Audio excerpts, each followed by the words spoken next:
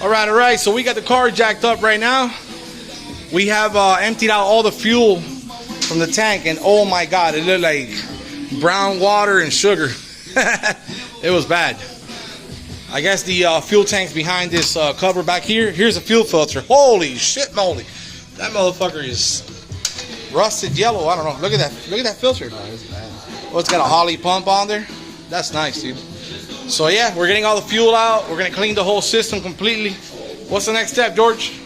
Actually detach the lines from here and from the front and blow them out with air.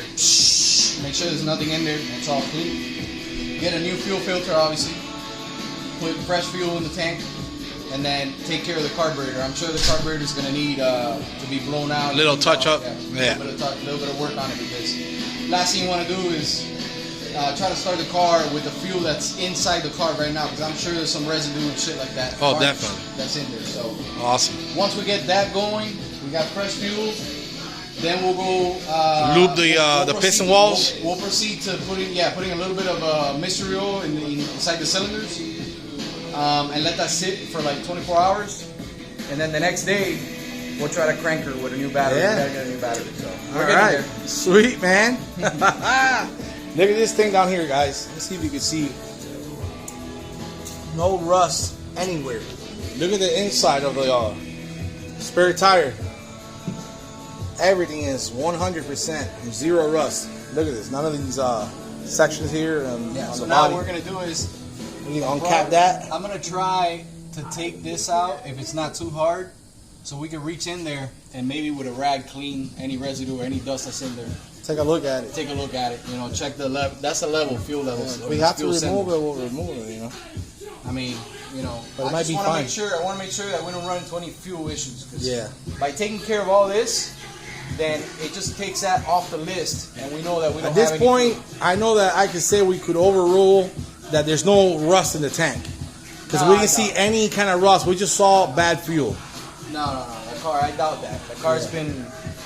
First of all, it didn't have ethanol fuel. It had regular wreck fuel. And the tank sits inside the trunk, so. Yeah, which is non-ethanol. So anytime you run non-ethanol in vehicles like this and they sit, it's okay. The only thing that happens to non-ethanol, it creates like a varnish. So you end up with like a little bit of a varnish on it. That's it. Gotcha. Ethanol fuel, however, will bring in moisture to the system, and it will ultimately rust out tanks. We see it all the time in boats. We see it in old lawnmowers that sit for months on end and don't get used. Ethanol fuel will destroy the fuel system. It's been proven. Definitely. All right, well, stay tuned for more of the 78 Triumph Spitfire project. All right, catch you later. You're on. All right, so after looking at the tank and looking inside the tank, once we pop this fuel sender out, the fuel sender itself doesn't look bad. It's just a little dirty and stuff, so I can tell by the color here of the fuel. yeah. The only thing that concerns me is it's a little bit of rust in this area, so we're not sure if it's gonna work or not. If it doesn't, of course, we'll replace and just get a new one. It shouldn't be that much. Well, once we put the battery on, we should be able to tell. We should be able to see if the gauge works. Correct. Now, what concerns me more, if you look in here, Put your light in there first. There, right? There. Oh, go right there, right there. You guys see that right there? yeah, Yeah. there it is. So it's like a film.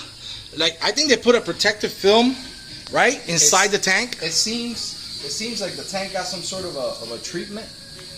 It might have had rust in the past, or who knows. But what's happened with the years and the fuel in there, it's actually caused that treatment or that coating to deteriorate. So underneath the coating, then you rip a piece here, rip it out, so we can take a look at it. Well, yeah. So I got a piece right here. Look at that. So see, it's like a rubber thing. But if you sneak your fingers Behind it, there's rust. There's rust, and we don't want that. That's gonna ultimately end up in having clogged filters, or even worse, clogged carburetors, and it's just gonna be a world of problems for the car. So we'll take care of the fuel system first. Obviously, the tank is the number one item that we got to look into. It's got a place down here. Yeah, so I got a place called Circle Radiator in Cape Coral, Florida. These guys, throughout the years, have taken care of all my transfer tanks and all my company trucks and vehicles that I've worked on, and they're really good. So they're gonna go ahead. Actually, I'll drop off the tank to them, probably cheap, anywhere between $80, $150, and they'll actually do whatever it is they do. I don't know, some kind of a treatment inside and clean the whole inside of the tank. Acid treated. They acid treat it and get rid of the rust and whatnot, and probably that bad film that's in there or whatever. And then once we get it back, it'll be 100%. We can put it back in the car and fill it up. For now, we're gonna buy a new battery after we do everything that we're gonna do. Treating the piston walls and all that, and put some fuel on the side with a tank and try to fire it up so we can get the car running. But that's the stuff that we found inside the tank.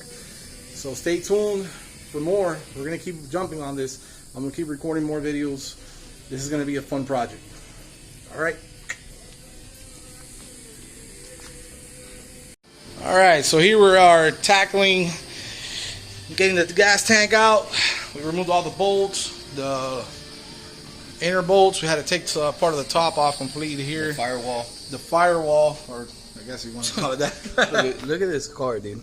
This thing is like, it's incredible. The condition, it's unbelievable. Really, really nice. Like even over there, like that's, you could tell this body got like a primer, like a rust-proof primer. So it was completely disassembled and restored. And it was a rotisserie, It was a rotisserie. I'm telling you, it feels like it was. So anyways, right now what we're doing is we're taking the fuel filler cap off. We're gonna lower the trunk so we don't damage this. Yeah, that's called clear. All right, this trunk's pretty heavy, dude. So now I'm gonna hold this and just work it side to side like that, and that should come right Beautiful. out. Look at that. And then this is just a gasket. Nice. Put that on here. Put this aside. So for all y'all classic car enthusiasts out there, your Triumphs and your Datsuns, everybody, please give us a thumbs up and subscribe, man. Subscribe so we can bring in this kind of content into the channel. Yeah, I mean, we like working on old cars. I'm sure you guys do too. If you're watching this video, obviously, you're like us. You like working on old cars and stuff. But we've been a fan of old Datsuns for a long time. And something about these British cars we like too. They're small. They're not real high tech like Datsuns are. I mean, a 1978 280Z has way better suspension technology underneath it than this car. Fuel injection. It's got fuel injection. It's got a lot of stuff that this car doesn't. But this car is a true driver's car. It's small, it's nimble, and it's something about them. The lines are just beautiful cars. The British did a wonderful job when they made these cars. They just should have made them bigger so people could actually fit in them, right? I hardly fit. My brother definitely doesn't fit. I mean, he's got to like stuff himself in there. Yeah, no, I don't fit, dude. So it's not a car for everybody, but it is a nice vehicle. Something in this size, comparable for a bigger person, would be an MGB. Yeah. Definitely more legroom, but as far as Triumph Spitfire, I don't know about the TR6, but this Spitfire is just a tiny. Yeah, the Spitfire, the the MG Midget. The Midget. They're both small. And then the Spitfire shares the same chassis or platform with the Austin Healey or the Healey, right? Yeah. Dude, it's so hot. It's got to be like 100 degrees down. It's Florida weather, guys. But anyway, so part of this build is going to be bringing it back to life. We're going to document everything, and then eventually, after we have some fun with it, this car will be up for sale. Yeah, this car, we're planning on selling this car. This car is a pristine, full resto, tastefully done mods. It does have its mod. It's not 100% original in terms of an original engine and so on and so forth. It's been upgraded. Well, it's original matching numbers. Right, but it's been improved. It's a brand new motor, 0 miles. They did piston rods. They did everything on the motor. It's got from what I see, it's got a upgraded valve train, which is big on these cars. You want to upgrade that. It's got roller rockers, billet roller rockers, racing cam, and so on and so forth. The gentleman who did it was an aircraft mechanic, like an old school aircraft mechanic. So the guy, did a wonderful job. This car was on the road. It was actually a very fast car. For its size, it's a 1.5 liter, so it's not a real big engine. But it was a fast car. I was talking to his son, and his son's like, yeah, man, this thing was really quick. So Yeah, for what it was, definitely. So yeah, it's gonna be up for sale. It's your one chance to get a pristine vehicle. When I mean pristine, you're gonna see through the different series that we do and episodes that we go through of how pristine this car is. Like the whole underside of the car is like Definitely a collector piece. it's definitely a collector's car. Especially with over hundreds and hundreds of pages of nothing but records. Yeah, the car, You know what I mean? The car is fully documented. I mean, Yeah. that's something that's big, you know. So it's not like I mean, open up one of those, like that one right there. Look at this right here. Look at that one. so. Look at the kind of stuff this guy would write down. So these are notes from the individual that owned it. You know, spark plugs, Running new champion 3405s. heat ranges, how the spark plugs, you know, dry, foul, black, dusty, this and that. This is him tuning This is the back vehicle. in 07. Yeah, he was tuning the vehicle. So, you know, things like this, and then, you know, something else that's huge as well, obviously. These are relics. Original. So this, believe it or not, Wow, look at it's this. an original Spitfire owner's workshop workshop manual from 1978. So it's 1973 to 1978. Wow. That's how old this It's a thing Haynes. is. It's a Haynes man. It's a Haynes. Holy moly, that's freaking. So, Wow. you know, what you're going to find inside of this is just detailed specs, torque specs. Put that inside of a glass box, dude. Yeah. just everything you need to know on how to repair this car. It's amazing how the car was featured on the British, the Victoria British magazine. That's cool, man. And how we know this gentleman was an airplane mechanic. He's got aircraft manual, service manuals, pt2, 17. So these are aircraft service manuals from back in the days when he was an aircraft mechanic. Yeah, he was in the United States Air Force back then. God knows when. So he was an engineer from what I remember. Yeah, that's what the son was telling us. So you know, this guy didn't cut any corners. Didn't leave anything unturned. I mean, he really went into this car in a meticulous way. And we're gonna you know, just go back and clean it up, make it run good. We're definitely gonna drive it. One of the things that we want to do is we want to take it down to the Cars and Coffee. Mercado and Mercado Naples. Plaza and Naples. We really Yeah. want to take it down there. Just let people see it and enjoy it for a while. You know what I mean? And Yeah, completely cleaned up and detailed. I mean, we really want people to enjoy this vehicle because you don't see these Spitfires in this condition. You know, I mean, granted, there's some that are in decent condition, but this one right here is definitely a fine example. Yeah. Interior, exterior, everything. So it's unbelievable. All right, so we'll get back to work.